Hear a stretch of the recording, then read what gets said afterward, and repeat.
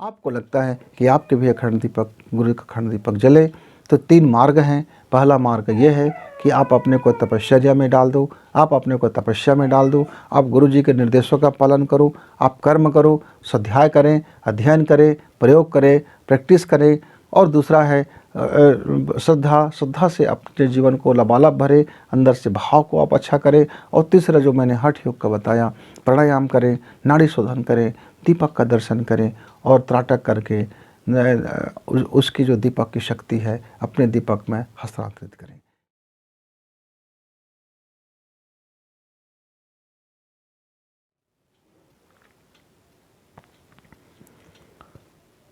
ओम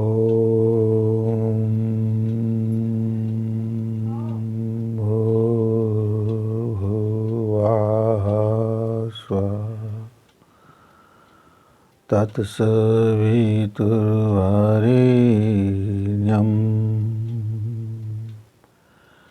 भर्गो देवस्य धीमहि धियो यो नः प्रचोदयात्।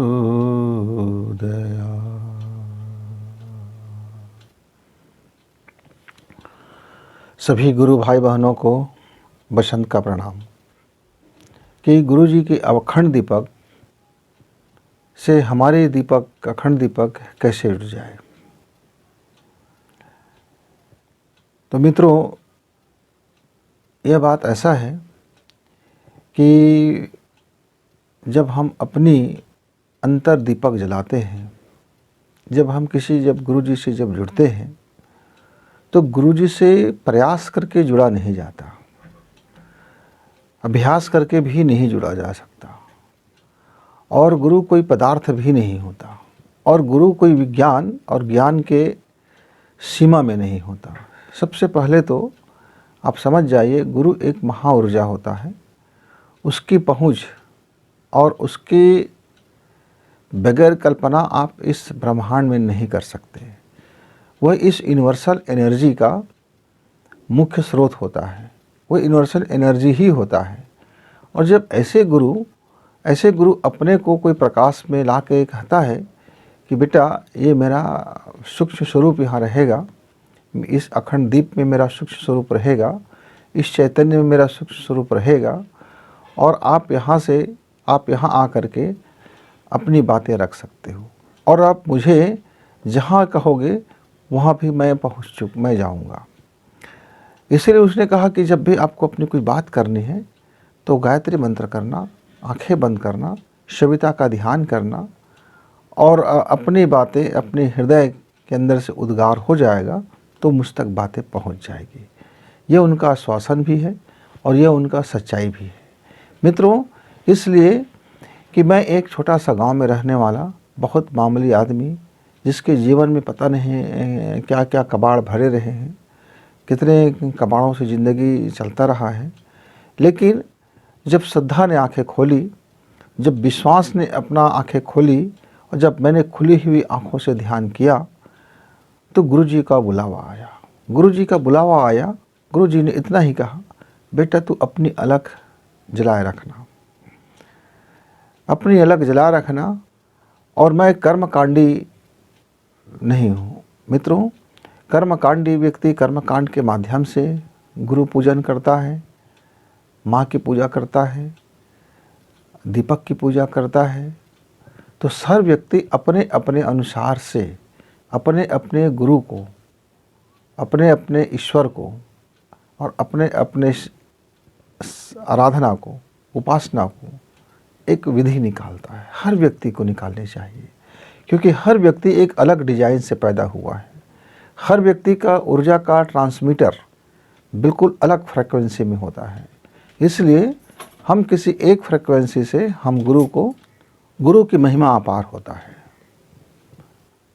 एक माटी के नन्हे दिया जिसकी कोई मोल नहीं, चवन्नी अधन्नी की दिया, और रुपए भर की तेल और पैसे भर की बाती को आप श्रद्धा से जलाते हैं, और यदि आपका कर्म निष्पाप है, आप यदि उसे कृष्ण की निर्देश के अनुसार से कर्म कर रहा है, कि आप कर्म करो, कर्म पर आप अपना आरोपित मत करो कि मैं इसलिए कर रहा हूँ, ये कर रहा हूँ, ये इसके लिए है, मुझको ये परिणाम मिलना चाहिए। यानी आपका जब दृष्टिकोण, आपकी जो सोच, आपकी भावनाएं जब तक बाह्य होगा तब तक गुरु कृपा करेंगे कि नहीं करेंगे मैं नहीं, किंतु परंतु बट क्या, कैसे, क्यों, इसका मायने क्या है, इसका ज्ञान पक्ष क्या है, इसका विज्ञान पक्ष क्या है, मुझे लाभ क्या होगा, मुझे लाभ क्या नहीं होगा, वगैरह वगैरह, मेरे जेहन में कोई सवाल नहीं आया। और जब तक ये मनुष्य को ले डूबता है, गुरु का जब इशारा हो तो उस गुरु के इशारे पर कोई प्रश्न नहीं। समर्पण, शुद्ध समर्पण। मैं तब नहीं जानता था कि समर्पण क्या होता है। मैं अपने उस काम में ही अपनी अखंड दीप का स्वरूप देखा, उसकी ही प्रकाश, उसकी ही सामर्थ्य। तो गुरु सामर्थ्यशाली होते, इतने सामर्थ्यशाली होते हैं कि किसी को भी सामर्थ्य कर देते हैं। तब मुझसे एक बंदा ने सवाल किया, प्रश्न किया कि आप जिसको मानते हो उसकी आप कहा करते हो कि नहीं करते। मैं किसका मानता हूँ? कहा आपका गुरु बना लो, निगुरा व्यक्ति हो। तो मैंने कहा नहीं, मैं कितने बार अखंड दीप के दर्शन किया, मैं कितने बार शांति कुंज गया, मैं कितने बार गया, लेकिन मैं कर्मकांड मुझसे बनता नहीं। तो मैं क्षमा चाहता हूँ, मैं कर्मकांडी नहीं बन सका, कर्मकांडी बन ही नहीं सका, क्योंकि मैं जब जिस चीज़ पर मेरा अंदर का ऊर्जा मुझे सहमति नहीं देता, सम्मति नहीं देता, उसमें लगन नहीं होता, श्रद्धा नहीं होती, आस्था नहीं होती, तो मैं सिर्फ आपके कहने पर मैं उस मार्ग का चयन नहीं कर लेता हूँ। सिर्फ आप कह रहे हो, प्रलोभन दे रहे हो कि आप गुरु दीक्षा ले लोगे तो आपकी मनोकामना पूर्ण होगा, तो फिर मैं और गुरु को फिर मैं नहीं जानता। मनोकामना के लिए यदि मैं गुरु से जुड़ूं तो फिर मेरा गुरु जी मेरे घर के दीपक में कभी नहीं आएगा, क्योंकि तब मैं कामना से जुड़ूंगा। कामना से जितने भी व्यक्ति ने जुड़ा, जिंदगी भर वो भटकते रहे, वो फिर भटका हुआ देवता ही बनता रहा। गुरु का निर्देश मेरे लिए ब्रह्म वाक्य, मेरे लिए सुपर आदेश। तब मैंने एक बार फिर आंखें बंद किया हुआ था और मैं अपने काम में भी करता था। और गुरु जी से मैंने पूछा कि गुरु जी, मुझको मेरा भीतर का दीपक बुझ न जाए, मैं कभी इस संसार में मैं भटक जाता हूँ, इस संसार में मैं लोभ में आ जाता हूँ, इस संसार के पचड़े में आ जाता हूँ, इस संसार के कचड़े में आ जाता हूँ, इस संसार के। तो उसने कहा संसार के ना कोई पचड़ा है मित्र, बेटा, न संसार का कोई कचड़ा है, न संसार का कोई पचड़ा है, वो तुम्हारे ही भीतर, तुम्हारे ही जन्म जन्मांतर में, वो जो तुम्हारे डीएनए में शामिल है, वही तुम्हें पचड़ा दिखाई देता है। वही तुमको लगता है कि ये व्यक्ति ऐसा है, ये व्यक्ति ऐसा है, इसको ऐसा कर लिया जाए, इसको ऐसा, यानी बाह्य दृष्टिकोण में आपको दिखाई देता है। तो अंदर के पचड़ा और अंदर के कचड़ा को जरा तू जला ले, अंदर के पचड़ा अंदर के कचड़ा को जला ले, और जैसे जैसे तू भाव निर्मल होगा तो फिर हमें आने में मज़ा आएगा। जब आप हमको बुलाओगे हम दौड़ के चले आएंगे, जब आप कहोगे हम आ ही जाएंगे, पर मेरे बैठने के लिए जगह तो चाहिए। मुझको बुला लोगे मैं आ भी जाऊंगा, मैं बैठूंगा कहाँ? गुरु ऐसा कोई कान फुका करके, कोई ऐसा जनेऊ धारण करके या पीला वस्त्र पहन करके या फिर कोई विशेष चीज़ों से मैंने गुरु जी नहीं बनाया था। बस मेरे श्रद्धा से निकला था गुरु जी। बस आज तक वो गुरु जी हैं, उसी का दिया उपनाम है, उसी का दिया सारा चीज़ है, और उसी ने फिर बताया। तो मैंने अपने को जलाने की कोशिश की। मित्र, तो यदि गुरु जी का अखंड दीपक आपके अखंड दीपक से जुड़ जाए, या आपकी भावना है तो जुड़ जाएंगे, लेकिन आपकी कामना है तो प्रतीक्षा करना पड़ेगा, आपकी मनोकामना है तो आपको जन्मांतरों तक परीक्षा करना पड़ेगा। और आपका यदि ईगो है कि मैंने इतना बड़ा गुरु का कार्य किया, इतना अरबों और खरबों का मैंने काम किया, तो फिर आपको और कई जन्मों तक इंतजार करना पड़ेगा। तो गुरु की अखंड दीपक की एनर्जी आपकी एनर्जी से क्षण भर में प्रकाशित हो जाएगा। बस आपको अंदर की पचड़ा और अंदर के कचड़ा को जलाने की उपक्रम करना पड़ेगा। तब मुझको गुरुजी से निर्देश मिला कि अंदर की कचड़ा और अंदर के पचड़ा को जलाओ। तब क्या किया? तब मुझे कहा गुरुजी ने, गायत्री की ये 24 शक्तियाँ हैं बेटा, ये 24 शक्तियों को जरा समझ। इस 24 शक्तियाँ आपके पचड़ा को और आपके कचड़ा को जला देगा।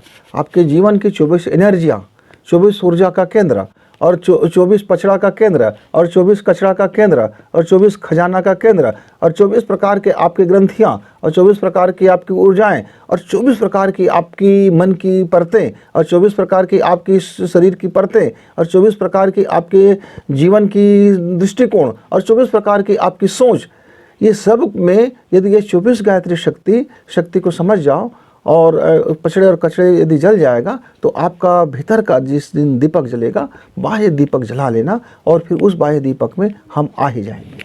मित्रों, तब मैंने पूछा, गुरुजी ये मुझे मिलेगा कहाँ, मैं जानूंगा कैसे, मुझे गाइड कौन करेगा? तब कहा कि हमने पुस्तकों के रूप में, साहित्य के रूप में, विद्या के रूप में, ज्ञान के रूप में, माँ सरस्वती के रूप में हमने अपनी लेखनी छोड़ रखी है, जिसको जब ज़रूरत वो वहाँ से उसको मिल जाएगा, वो मेरा शरीर है, वही है। आप उसको अपना घर ले जाओ, अपना घर ले जाओ, और मैं अपना घर ले जा करके आप उसको मुझसे संगति करना, उपवास करना। हम दोनों बैठेंगे, मीटिंग किया करेंगे, हम दोनों बैठ करके संगत किया करेंगे, संगति किया करेंगे। तो मित्रों, मैंने जीवन काल का 3 साल मुझे नहीं मालूम कि मैं कितना समय नहीं पढ़ता था, मैं कितना समय अध्ययन नहीं करता था, मैं कितना समय प्रयोग नहीं करता था, उनके एक साहित्यों का दर्शन नहीं करता था। मैंने अपने जो मेरी बुद्धि थी, जो मेरी क्षमताएं थी, धीरे धीरे मैंने उस पर अपना पूरा का पूरा दारोमदार लगा दिया। मैं उपवास रखा कि नहीं रखा मुझे नहीं मालूम, पर हाँ, खाना कब खाया ये मुझे ज्ञात नहीं होता था। मुझे ये नहीं मालूम था कि मैं तो इस जीवन भर शाकाहारी रहा हूँ, और शाकाहारी ही मुझे प्रिय है। मैं उस पर किसी इसलिए नहीं रहता हूँ कि मुझको रहना चाहिए कि इसका विज्ञान क्या है।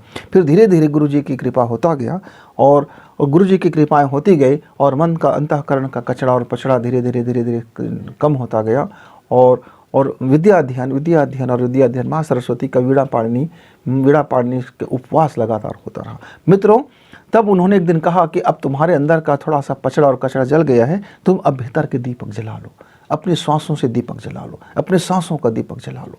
तो मैंने कहा, सांसों का दीपक जला लो गुरुदेव? हाँ, तो सांसों का दीपक जला लो। तो कहा, सांसों के दीपक 2 तरह से जल जाते हैं। एक जल जाता है पदार्थ विज्ञान से, मतलब ये दीपक है, हमने इसको अपनी सांसों से जलाया, सांसों को कनेक्ट करके जला लिया, सांसों का हो गया। एक होता है जो हमारे अंदर की जो दीपक है, उसकी जो रोम में और अंदर में जो अखंड दीपक है उसको अनुभव करो, उसकी ज्ञान पक्ष को, उसके प्रकाश पक्ष को अनुभव करो, आपके सांसों में आते जाते उस ध्यान करो, देखो आप वो उसके प्रकाश से कैसे आ रहे जा रहे। प्राणायाम देखो, तब प्राणायाम को उन्होंने कहा, स्वर विज्ञान की बातें बताई, भैरव तंत्र की बातें बताई, बहुत सारी बातें बताई। मित्रों, इस तरह से उन्होंने 1 साल तक का रगड़ के मेरे अंदर की दिया को साफ किया। 1 साल तक मैं रगड़ता रहा अपने अंदर के दिया को, भीतर के दिया को सफाई करता रहा।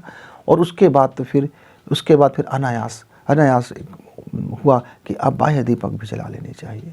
तो एक दीपक का स्थापना हुआ।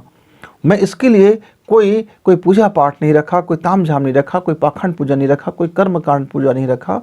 बस मैं अपने गुरुजी को प्रणाम किया, उनकी साहित्य को प्रणाम किया, गुरुजी को प्रणाम किया, उपासना की, और 1.25 लाख का गायत्री जप का अनुष्ठान किया। भाव अनुष्ठान और जप अनुष्ठान 2 अलग अलग अनुष्ठान होते हैं मित्र। तो जप अनुष्ठान आप नवरात्रि में करते हैं, और नवरात्रि में जप अनुष्ठान करते हैं तो दुनिया को मालूम होता है कि आप अनुष्ठान कर रहे हैं। पर अखंड दीप आपको यदि जलाने हैं तो फिर आपको भाव अनुष्ठान कर लेनी चाहिए। आप 24 दिन का अनुष्ठान करें, 40 दिन का अनुष्ठान करें, या 1 साल का अनुष्ठान करें। सवाल कितना समय का अनुष्ठान कर रहे हो वो नहीं है, सवाल ये है कि आपने भाव अनुष्ठान कितने दिन में पूरा कर रहे हो। एक लक्ष्य का मतलब 1.25 लाख का मतलब क्या है, ये गिनती नहीं गिनना है। 1.25 लाख का गिनते फिरोगे तो फिर आपका भाव जप नहीं हो पाएगा, जब हम 1.25 लाख कहते हैं, जब गुरुजी ने कहा 1.25 लाख का मतलब होगा कि आपके भीतर का कचड़ा और पचड़ा जल जाएगा, आपको भीतर से प्रकाश होगा, आपके मन में प्रकाश होगा, आपका भाव में शुद्धिकरण हो जाएगा, आपका भाव निर्मल हो जाएगा, आपके भाव में किसी के लिए कुटिलता नहीं होगी, आपके भाव में कहे छीनने का भाव खत्म हो जाएगा, आपका भाव अधिकार का भाव खत्म हो जाएगा, आप अपने ईगो वहाँ से जल जाएगा। आप ये नहीं देखोगे कि वो व्यक्ति हरामी है, वो व्यक्ति उल्टा है, वो व्यक्ति पुल्टा है, वो व्यक्ति सुलटा है, ऐसा भाव खत्म हो जाएगा। आप सिर्फ अपने भीतर देखोगे और अपने भीतर की कुल्टा को देखोगे, अपने भीतर की छद्म को देखोगे, अपने भीतर की मोह को यानी आपका दृष्टिकोण अंतर्मुखी हो जाएगा। बाह्यमुखी संसार है वो संसार अपनी जगह में रहेगा, पर आपका सोचने का तरीका, आपका जीवन तरीका, आपका देखने का तरीका, आपका लाइफ स्टाइल अंतर्मुखी हो जाएगा। तब समझ लेना कि आपका भाव अनुष्ठान पूर्ण हो गया। मित्र मैंने इसको किया और मैं 9 दिन में कामयाब नहीं हुआ और मैं 24 दिन में भी कामयाब नहीं हुआ, लेकिन मैं निराश भी नहीं हुआ, हताश भी नहीं हुआ। गुरु की कृपा होगा, हो जाएगा, क्योंकि वो उसका एक कृपा ही मेरे लिए पर्याप्त हो जाता है। लेकिन संयोग से ऐसा हुआ कि फिर मन में आया कि एक दिन 40 दिन का फिर व्रत किया जाए, और 40 दिन का एकांत व्रत है, 40 दिन का एकांत साधना, 40 दिन का सिर्फ कहा जाए लिक्विड, एक तरल पदार्थ है, एक सब्जी का तरल पदार्थ आलू और टमाटर की बिल्कुल सूप बना करके सुबह शाम लेकर के उस व्रत में मैंने एक 40 दिन अपने जीवन को कोशिश किया मौन होने का। और जैसे ही मेरे अंदर में मौन घटित हुआ, जैसे मेरे अंदर की मौन घटित हुआ, मित्र, मेरे गुरुजी का दिव्य दर्शन, और वो अखंड दीप जल उठा और अखंड दीप जलने लगा। अब उस दीप को जलाए रखना और प्राणवान बनाए रखना और गुरुजी के दीपक से रखना भाव शुद्धता, जगह की पवित्रता, और वहाँ फिर पूजा पाठ हो या ना हो, आप वहाँ अगरबत्तियाँ जलाएं ना जलाएं, आप वहाँ ताम झाम करें ना करें, वो आपकी अपनी इच्छा है, आपकी अपनी कर्मकांड है, लेकिन वहाँ आपका मंत्रों की साधना होती रहनी चाहिए और भाव साधना हो, भाव आपका कलुषित ना हो, भाव आपकी बनाए रखे। आप अपने भाव में जितना आप शानदार गायत्री मंत्र को आप धारण करेंगे, और आपके रोम रोम से जब गायत्री मंत्र का धारण होगा और आपके विचार में सिर्फ सद्बुद्धि दिखेगी, सिर्फ विश्व की सुंदरता करने के लिए आप माली भाव में जब जीवन आ जाओगे, आप मैनेजर बन जाओगे, माली भाव, उसके अलावा कुछ नहीं। मालिक ने कहा और माली ने उसको फॉलो किया, मालिक ने कहा और माली ने फॉलो किया। तो जब अंतर्मुखी ध्यान में आपका मंत्र जब उसमें करना जरूरी है मित्र, और नहीं तो फिर आपकी गुरु से अखंड दीपक का जलना का एक विज्ञान सिर्फ आपका ईगो के लिए होगा, कामना के लिए होगा, मनोकामना के लिए होगा, पुरुषार्थ उसमें नहीं जुड़ेगा। तो पुरुषार्थ करना जरूरी है। प्रज्ञा और सजल दोनों, आपके भीतर में कर्म करने की प्रबल क्षमता हो, आप कर्म करो, खूब कर्म करो, माली की तरह कर्म करो और माँ की तरह सजल हो जाओ। माँ सारी गलतियों को माफ़ करते हुए अपने संतान को और बेहतर बनाने की कोशिश करता है। वह इसमें नहीं लग जाता है, सबक सिखाने में नहीं लग जाता है, किसी को गाली देने में नहीं लग जाता है, किसी की बुराई करने में नहीं लग जाता है, किसी को डंडा दिखाने में नहीं लग जाता है, किसी की उंगली उठाने में नहीं लग जाता है, तुम ऐसे हो ऐसे कहने में नहीं लग जाता है, वो व्यक्ति इतना घटिया है, वो व्यक्ति इतना कमीना, ऐसे कहने में नहीं लग जाता है। वो लग जाता है कि मेरे अंदर में कितनी कमीना है, मैं जरा देखूँ तो सही, मेरे अंदर में कितना मैं डंडा उठा के चल रहा हूँ, उसे देखो तो सही। झंडा से मतलब नहीं रह जाता है। भाव और सांसों में जब वो उतरता है, तब गुरु जी कहते हैं कि मेरा भी कंडील छोड़ देना, मेरा भी कंडील, अपना दीपक जलाना। जिस दिन आपका अपना भीतर का दीपक जलेगा, उस दिन आपके दीपक में मैं स्वयं अपने दीपक से आपको कनेक्ट कर दूंगा। आपको इसको मांगने की जरूरत नहीं, ये किसी ज्ञान से नहीं आएगा, ये किसी विज्ञान से नहीं आएगा। ऐसा गुरुजी ने कहा मेरे भाइयों दीदी और मेरा मित्रों, मैंने तो उसको माना और बरकत हुआ। अब इसकी फिलॉसफी के बारे में बात हम करते हैं। अब गुरुजी ने चूँकि मुझे इतना खरादा, इतना तरासा, मैं इतना साहित्य मैंने पढ़ा, ऐसा मैं नहीं कह सकता। अभी तो बहुत सारी चीज़ें भी अध्ययन करने को बचा है, बहुत सारी चीज़ें प्रयोग करने को बचा है, और लगातार आपको अनुष्ठान करते रहना होगा। उस दीप, जहाँ भी आपका दीपक जलता है, वहाँ की भाव पवित्रता सबसे ज़्यादा जरूरी है। पदार्थ पवित्रता आप तो कर लोगे, कर्म कांड तो आप कर लोगे, पर उस कांड को कर्म में उतारना जरूरी है। आप कर्म को कांड तो कर लोगे मित्र, लेकिन उस कांड को कर्म में कैसे उतारोगे? जब तक वो कांड आपके कर्म में नहीं उतरेगा, जब बाहर से आप कहते रहोगे जल से, ओ माँ पवित्र हो माँ सर्व, तो बाहर का जल तो केवल बाहरी पदार्थ में अपनी पवित्रता बनाता है। वो अंदर भीतर में वो पवित्रीकरण आनी चाहिए, भीतर में वो देव स्थापना होनी चाहिए, भीतर में वो अग्नि स्थापना होनी चाहिए, भीतर के अपने कर्मों से स्वाहा होनी चाहिए। और भीतर के कर्मों को रोज का रोज आप यदि इदम नमम इदम गायत्री करते हैं, सोते समय आपने इदम नमम इदम गायत्री के भाव से सो गए, जीवन यज्ञमय होगा। जब जीवन यज्ञमय होगा, आपका कर्म उसमें आहुतियाँ डालेंगे। और रात में सोते समय आपने इदम गायत्री इदम नमम की फिलॉसफी को जीवन में उतारना जब शुरू करेंगे मित्र, तो आपको कहने की आवश्यकता नहीं होगी, आपको प्रार्थना करने की जरूरत नहीं होगा। गुरु जी के अखंड दीपक से आपके जो दीपक है वो स्वयं जुड़ेंगे। आप ट्रांसफार्मर तो बनिए, एक बार बनिए तो सही, वो फिर गुरु जी आ जाते हैं, और आपके अंतर्भाव में वो प्रकट होगा, अंतर्भाव से मालूम होगा। अब ये होगा कैसे? अब हमारे आज की जो बुद्धि है, खोपड़ी है, हमेशा तर्क जानना चाहता है, क्योंकि यह जो युग है वह विज्ञान का युग है। और व्यक्ति, अब मान लीजिए मित्र, मैंने अपने माँ से कभी नहीं पूछा कि मैं आपका बच्चा हूँ, मान लिया, ना मैंने अपने पिताजी से कभी ये पूछा कि मैं आपका बच्चा हूँ, अब मुझे समझाओ तो जरा मैं कैसे आपका बच्चा हूँ।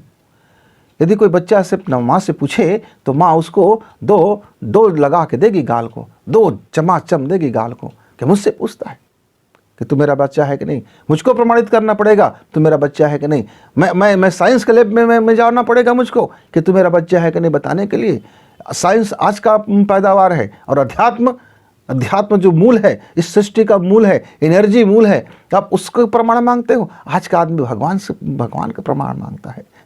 कठपुतली कहता है, मिट्टी का एक ढेला कहता है कुम्हार से कि तू कुम्हार है, इस बात का मुझे प्रमाण दे। तो कुम्हार को बड़ी हंसी आती है कि ये एक मिट्टी का ढेला कुम्हार से पूछ रहा है कि तू कुम्हार है, इस बात का प्रमाण दे। तो मित्रों, ये हमारा जो वाहियात प्रश्न होते हैं ना, ये वाहियात दिमाग में पलते रहते हैं, क्योंकि अंदर में कचड़ा और पचड़ा और झगड़ा अंदर में चलते रहता है। तो हमारा आंतरिक संघर्ष जब तक रहेगा, तब तक यह दीपक में प्राण नहीं रहेगा। जब तक मेरे अंदर का कचड़ा रहेगा, तब तक मेरे घर के दीपक में प्राण नहीं रहेगा। जब तक मेरे अंदर में पचड़ा रहेगा, तब तक मेरे भीतर के दीपक में प्राण नहीं रहेगा। क्योंकि मेरा दीपक का पदार्थ जो है वो तेल जलता है, बाती जलती है, शक्ति उसमें नहीं है मित्र। तेल और बाती की कीमत क्या है, तेल और बाती की औकात क्या है? जब उस प्रकाश में मेरी भावना जुड़ जाती है, मेरे अंदर की सूक्ष्म ऊर्जाएं जब उसमें प्रवाहित होती है, तब उसमें प्राण आता है। तो ये जो अखिल ब्रह्मांड है, ये जो ब्रह्मांडी चेतना है, यह ब्रह्मांडी चेतना से हर जगह जुड़ा हुआ है, लेकिन आप स्पेशली चाहते हैं कि गुरु के अखंड दीपक से आपका अखंड दीपक जले। क्या इसके पीछे स्वार्थ? गुरु ने कितने बरस, कितने कठोर तपस्या किया, उनके गुरु ने कितने 1000 साल तक तपस्या करते रहे।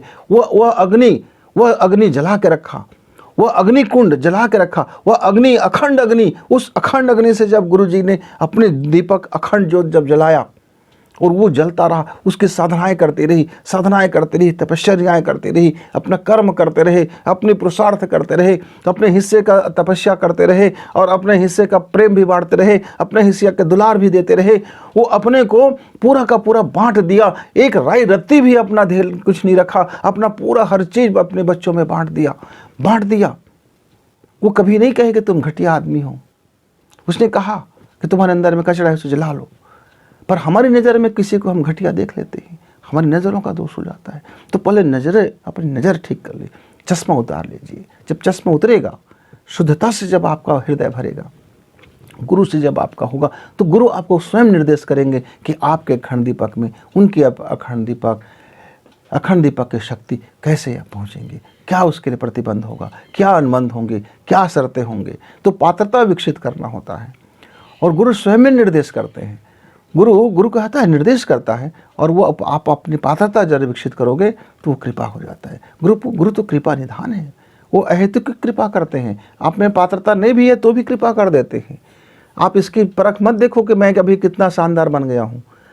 आप नहीं जान सकते कि आप कितना शानदार बने हैं कि नहीं बने हैं। मैं नहीं जान सकता कि मैं कितना क्या बना हूँ। गुरु की कृपा यूं ही हो जाती है। मित्रों, आपका जो प्रश्न है बड़ा बड़ा ज्ञानी प्रश्न है, ज्ञानी प्रश्न है। और गुरु श्रद्धा का विषय होता है, और एनर्जी भाव का विषय होता है, और कर्म कर्म हमारे हमारे ज्ञान का विषय नहीं होता, न विज्ञान का विषय होता है। कर्म पुरुषार्थ का विषय होता है। यह कर्म पुरुषार्थक विषय है कि हमने कितना माली बना, और हमारा जो साधना है वो भाव का विषय होता है कि हमारे अंदर में भाव की अभी हमारी भाव कैसी है, हम किस भाव से अपने को देखते हैं, हम किस भाव से अपना धन कमाते हैं, हम किस भाव से अपनी धन खर्च करते हैं, हम किस भाव से अपने परिवार को मैनेजमेंट करते हैं, हम किस भाव से अपने जीवन को जीते हैं, और हम किस भावना में हम अपने परिवेश को रखते हैं, हम किस भावना में अपने घर के वातावरण को रखते हैं, हम किस भावना में पशु से मिलते हैं, हम किस भावना में अपने पौधों से मिलते हैं। हमारे भीतर की भावना, नेचर, हमारे भीतर की नेचर वो गुरु जी देखता है। हम बाहर से क्या है उसे नहीं देखता। अब आपने, एक मेरे मित्र हैं, उसने कहा कि मैं हर साल 1.25 लाख मंत्र जप करता हूँ गुरु जी, पर गुरुजी ने मेरे ऊपर कृपा नहीं की। मतलब हो सकता है गुरुजी ने अभी आपसे और ज़्यादा करानी हो, पर आप 1.25 लाख मंत्र जप तो कर लेते हो, पर धन कैसे कमाते हो? उस धन का उपयोग कैसे करते हो? अन्न कैसे खाते हो? अन्न आप उपजाते कैसे हो? अब बड़ी बड़ी व्रत तो कर लेते हो, पर आपका जो जीवनचर्या है, आपका जो जहाँ से आपकी जो ऊर्जा बनती है, वहाँ आपका मूल स्रोत सुधरा कि नहीं सुधरा? वो गंगा गोमुख बना कि नहीं बना? गंगा गोमुख नहीं बनेगा, वो दिल्ली का यमुना नदी बन करके बहता रहेगा, जहाँ से मुहाने से पूरी महानगर की गंदगी का उसका स्रोत बन गया और पूरे के पूरे जल राशि बर्बाद कर दिया। ऐसे ही यदि आपका जीवन आप कहते रहोगे कि मैं गंगा से जाके मिल जाता हूँ इलाहाबाद में, पर मेरा जीवन शुद्ध नहीं हो रहा है। मित्रों, पर ध्यान तो देखिए कि आपके मुख में एक पूरे शहर का गटर का पानी आ रहा है, उससे आपकी नदियाँ बह रही है। तो ये जो मुख है, जो स्रोत है, जो गटर है, पहले उसको सफाई करना जरूरी है। उस गटर का जब आपका सफाई होगा, वहाँ जब गोमुख गंगा जैसे बनेगी, भीतर का स्रोत, भीतर का सोता, जब वो मंत्र में ढल जाएगा, आपका जीवन मंत्र हो जाएगा। मुंह से मंत्र बोलना आपका तो बन जाता है, ठीक है, पर जीवन को मंत्रमय बनाना है, जीवन से वो प्रकट हो, तब गुरु की अखंड दीपक की प्रकाश, अखंड दीपक की शक्तियां बरबस आपके दीपक में आई जाते हैं। बस प्रणाम करो, आंख बंद करके ध्यान करो, आप भाव से जुड़ो, तो आपकी जो भाव है, आपकी एनर्जी है, आपका जो सहनसार चक्र है, आपकी जो मूलाधार चक्र है, उसमें वो अखंड दीपक ट्रांसफर हो जाता है, और आप अपने उस मूलाधार चक्र से, आप अपने उस संसार चक्र से आप अपने दीपक में ट्रांसफर कर सकते हो। इतना ही विज्ञान है मित्र। आप पहले अपने एनर्जी, यानी 24 एनर्जी को आप पहले ठीक कीजिए। आपने अभी तक का 7 एनर्जी पढ़ रखा है, 7 चक्र पढ़ रखे हैं। 7 चक्रों के बारे में हम औसतन जानते रहते हैं विज्ञान में, पर 24 हमारे ऊर्जा का केंद्र है, और 24वें जो केंद्र है, पहले उसकी संधारण, उसका प्रकाशमय, और उसके अंदर में आरो प्रारो, और उसमें आपका निवास होना पहले ज़रूरी है। पहले वो दीपक जल जाए, पहले भीतर के 24 दीपक जल जाए। जब ये 24 दीपक जलेंगे तो उसकी महाप्राण, उसकी अग्नि, हमारे गुरु जी के प्राण दीपक की जो अग्नि है, उसको ग्रहण करने की पात्रता विकसित होगा। गुरु जी का दीपक आ तो जाए, पर आप में वो समर्थ होगा, तब आप उसको ग्रहण करने के समर्थशाली होगा। तब गंगा जी को आना था धरती में, तब कौन गंगा जी को पहले उसके अवतरण को संभाल सकता था? पूरे विश्व में खंगाला गया, कोई है क्या ऐसा? तब कोई नहीं मिला। तब एक मिला महायोगी। शिव जी ने कहा, मैं हूं ना, आप आइए ना, आइए मेरे सिर पर आइए। और गंगा जी का जब प्रवाह आया, वो भयानक प्रवाह आया, तो शिव जी के अलावा इस धरती पर उसको कोई नहीं ऐसा था जो उसकी पात्रता को विकसित कर सकता। अब उसने आया और अपने मस्तिष्क में, मतलब अपने मस्तिष्क से सहनसार चक्र में, उसने उस ऊर्जा केंद्र में उसने उसको धारण कर लिया। अब बैठ गए, अब महायोगी स्वर साधना में, सुषुम्ना स्वर साधना में था, बैठ गए। तब गंगा जी को प्रार्थना करना पड़ा कि आप चंद्र स्वर में आइए, आप चंद्र स्वर में आइए और मुझे मेरी जल राशि को इस धरती में प्रवाहित होने का अनुमति दीजिए।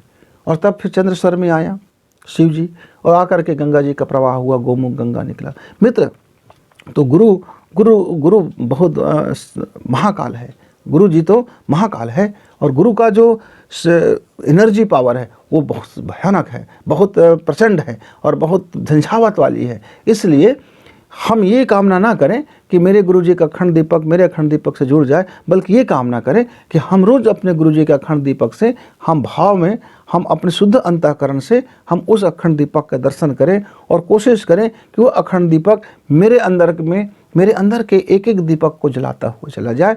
मित्रों, आप कामना करें तो इस कामना में अपने स्वरूप को कामना में बदल लें। तो मित्र, और कोई ज्ञान और विज्ञान से गुरु का अखंड दीपक आपके घर के अखंड दीपक से नहीं जलता। तो उससे श्रद्धावान लभते, श्रद्धा है तो गुरु की महिमा है, गुरु की कृपा है, गुरु की कृपा हो जाता है। लेकिन हाँ, हम ये कर सकते हैं कि अपने दीपक से में रोज़ प्रार्थना करें कि गुरु के दीपक को ध्यान करें और फिर अपने दीपक को त्राटक करें। एक विज्ञान है, हम आपको समझा देते हैं, आजकल का विज्ञान है, यह विज्ञान सम्मत है। यदि आप चाहें तो इसका प्रयोग कर सकते हैं। आप क्या करें, 45 मिनट का प्राणायाम करें, 45 मिनट का नाड़ी शोधन प्राणायाम करें। नाड़ी शोधन प्राणायाम करें और 45 मिनट नाड़ी शोधन करने के बाद आप मन को खाली कर लें। मन में कोई हलचल, मन में कोई बकबक, मन में कोई झकझक, मन में कोई बातें ना रहे। आप आंखें बंद कर लीजिए और बंद आँखों से आप अपने हृदय की आंखें खोलिए और आप शांति कुंज जाइए। माता जी को प्रणाम कीजिए, सजल श्रद्धा प्रखर प्रज्ञा को प्रणाम कीजिए और दोनों को प्रणाम करके फिर अखंड दीपक के पास जाइए। अखंड दीपक के पास जा करके अखंड दीपक को त्राटक कीजिए।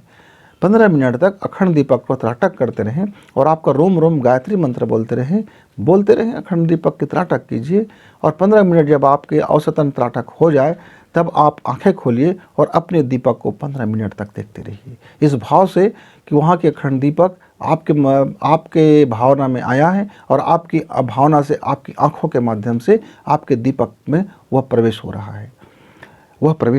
यह एक तंत्र विद्या है मित्र, यह एक हठ विद्या है। हम इसके माध्यम से भी हम अपने गुरु के अखंड दीपक को अपने सामर्थ्य अनुसार से अपने दीपक में सामर्थ्यशाली बना सकते हैं। यह एक विज्ञान है। यदि आपके अंदर में, शरीर में इतनी क्षमता है, यदि आपके कोशिकाओं में इतनी क्षमता है और आपकी ब्रेन में इतनी क्षमता है और आपकी मन चंचला मन यदि शांत हो गया है, आपका भाव शुद्ध यदि हो गया है और आपकी प्राणायाम करने की दक्षता आ गया है, आप में उतनी क्षमता आ गया है, तो आप इस विज्ञान के माध्यम से भी आप हमारे गुरुजी की अखंड दीपक को अपने अखंड दीपक में ट्रांसफ़र आप कर सकते हैं। पर गुरुजी ने क्या कहा? गुरुजी ने क्या कहा? गुरुजी ने एक शर्तें रख दी। शर्तें क्या रख दी? यह दीपक किसी मनोकामना के लिए नहीं जलेगा, यह ब्रह्मांड के लिए जलेगा। इसकी ऊर्जा ब्रह्मांड की ऊर्जा में, इसकी पावर इस ब्रह्मांड की ऊर्जा में खपत होगा। आप इसमें कामना, मनोकामना, सिद्धियाँ, रिद्धियाँ, तपस्या, अपने स्वार्थ इत्यादि के लिए आप नहीं जला सकते। तो ये तो प्रतिबंध आपके लिए भी लागू होगा। और विश्वामित्र ने क्या कह दिया कि यह गायत्री मंत्र को हमने क्लित कर दिया है उन लोगों के लिए जो स्वार्थी है, जो निकम्मे हैं, जो आलसी है, जो धूर्त है, जो कमीना है। तो क्लित मंत्र क्लित हो गया। विश्वामित्र को आपको बताना होगा। तो विश्वामित्र मतलब क्या? तपस्या का दूसरा नाम विश्वामित्र तपस्या करके, विश्वामित्र अपने कचड़ा को जला करके, विश्वामित्र अपने पचड़ा को जला करके उसने एक एक मंत्रों को, एक एक बीजों को, अपने एक एक मन को गायत्रीमय किया, तब जा करके वह विश्वामित्र बना। तो मित्रों, आपकी भावना में शुद्धता होना जरूरी है। भाव शुद्धि, चित्त शुद्धि, कर्म शुद्धि, दृष्टिकोण का परिपाक, उदार हृदय,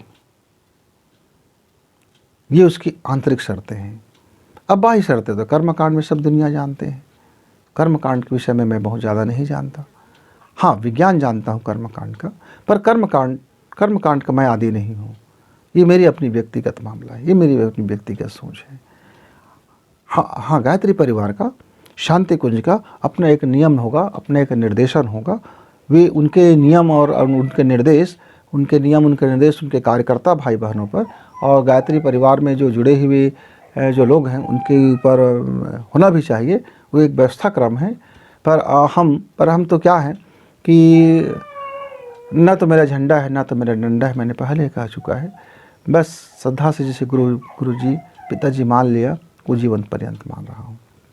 तो ये इसका गुरु के अखंड दीपक से अपने घर के अखंड दीपक को जोड़ने का यह एक उपक्रम था मित्रों, जो मैंने अपने जीवन में जो समझा किया, मैंने ये आपको शेयर किया। आपको लगता है कि आपके भी अखंड दीपक, गुरु का अखंड दीपक जले, तो 3 मार्ग हैं। पहला मार्ग ये है कि आप अपने को तपश्चर्या में डाल दो, आप अपने को तपस्या में डाल दो, आप गुरु जी के निर्देशों का पालन करो, आप कर्म करो, स्वाध्याय करें, अध्ययन करें, प्रयोग करें, प्रैक्टिस करें।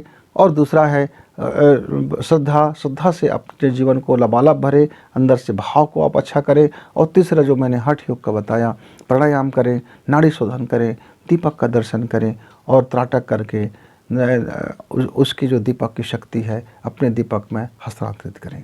3 विधियों में से जो विधियां आपको सरल लगे, सहज लगे, आपके उपयोगी लगे, आप कर सकते हैं। हम फिर किसी जिज्ञासा को लेकर के आएंगे।